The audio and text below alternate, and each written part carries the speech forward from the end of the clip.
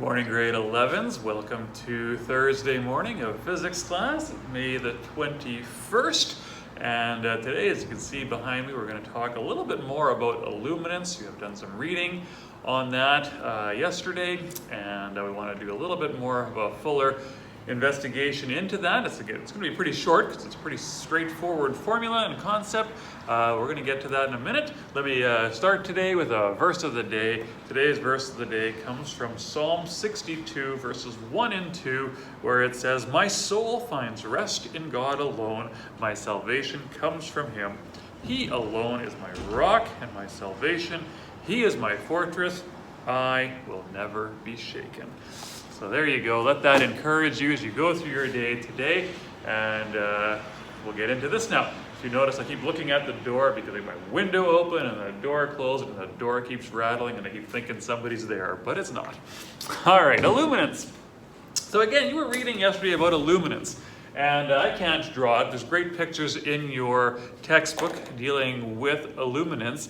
But the idea is you have a source of light, a point source of light. So whether it's a light bulb or whatever it is, and the light from that source radiates out from that source as a sphere, right? Fills the space around it as a sphere would. All right. And when we talk about illuminance, it's what part of that sphere is falling on a surface.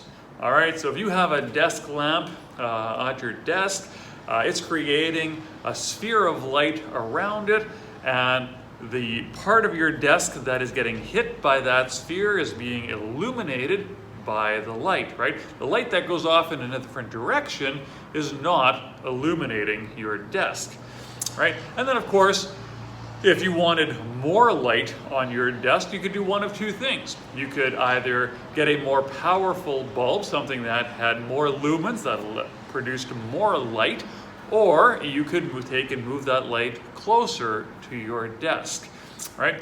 And there's 2 points there that we want to make sure that you understand.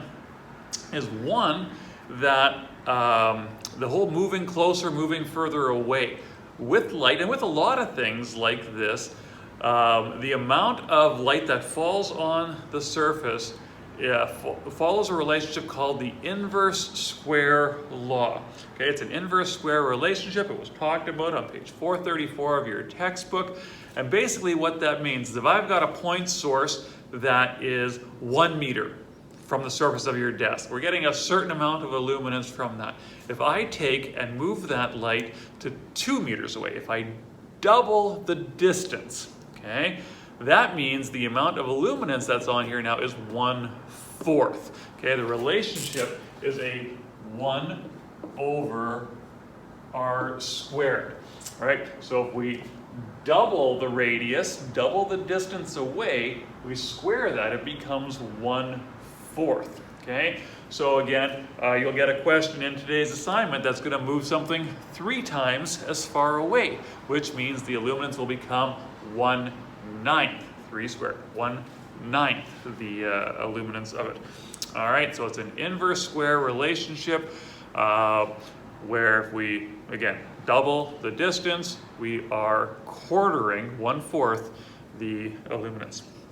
All right, now, there is a formula. How do we calculate the amount of light that shines onto a surface? Now, there's a couple assumptions with this formula, so it's a very limited formula, and it doesn't work in all cases because of the limitations of this formula.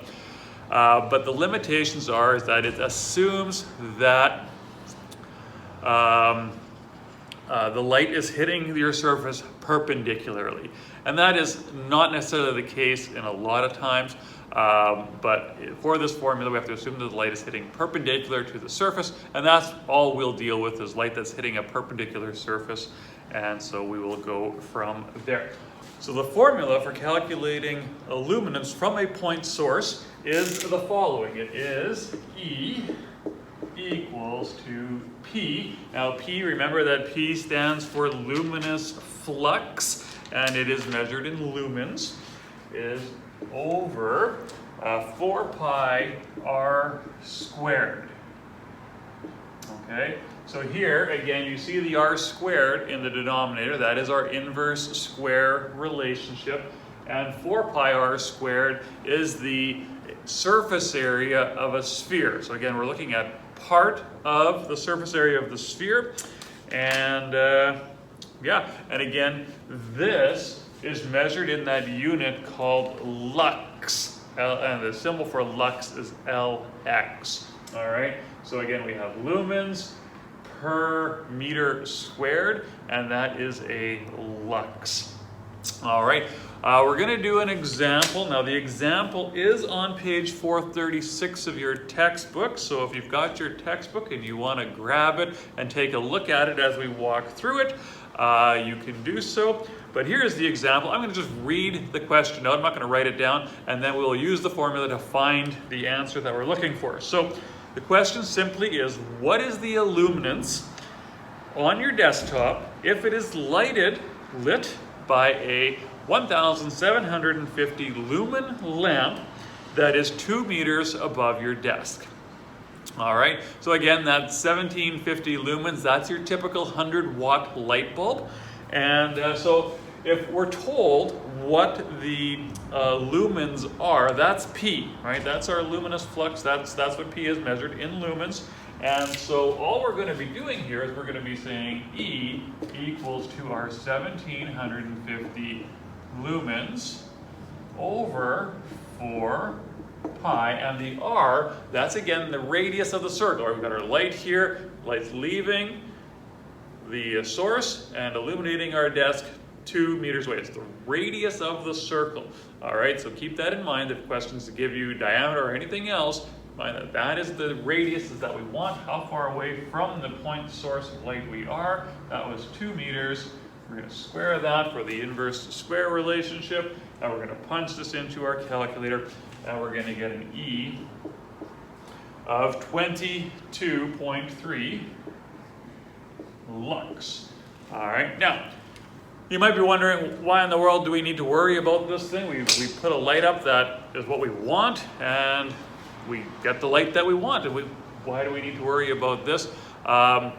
It's just a measure of a quality and quantity of light that's emitting. So if you were to buy a projector, right? Say you want to put up a fancy projector screen in your basement, but you want to make sure that it's going to be bright enough that when you shine it on the screen, it'll be bright enough for you, like our projectors here in the classroom, right?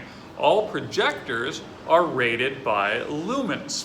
Okay, how many lumens are there? So that's a measure of light output, how much light is leaving the point source. And then it'll also, our ones in the classroom here right above me, they're fairly short throw, right? So it's a fairly short distance that it has to light. Many other projectors, maybe in your church or wherever else, they're much, much further away from the screen. And so again, if you were a technician that was setting up projectors for various buildings, various auditoriums, you would want to concern yourself with these numbers so that you would know that you had the right projector for the right application, and that's where this comes into play. We're not going to spend any more time on this. It's just sort of a concept that we want to be aware of.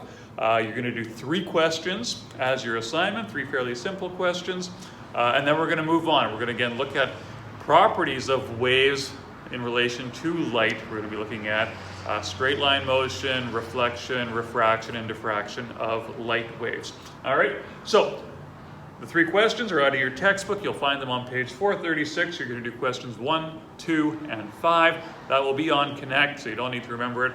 And we will continue with light tomorrow. So have a great day, and we'll see you then.